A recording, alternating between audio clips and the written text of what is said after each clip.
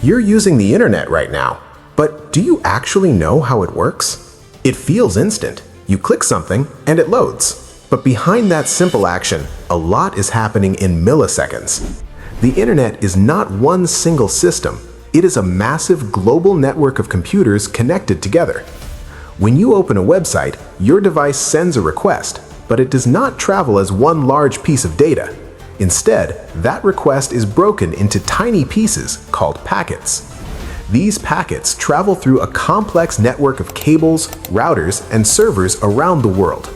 Some of them move through underground fiber optic cables, and some even travel across oceans through massive undersea cables.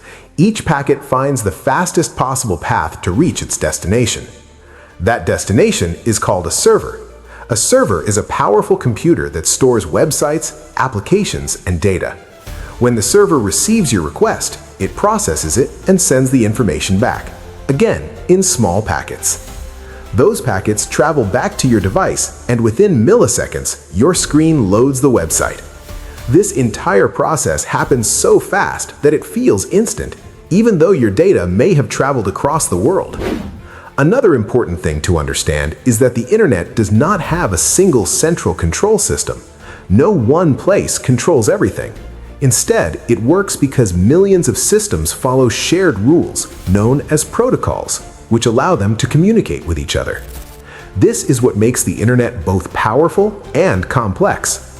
It connects devices, systems, and people across the entire world in real time. So, the next time you open a website, remember that you are not just clicking a link. You are sending data across a global network and receiving a response almost instantly.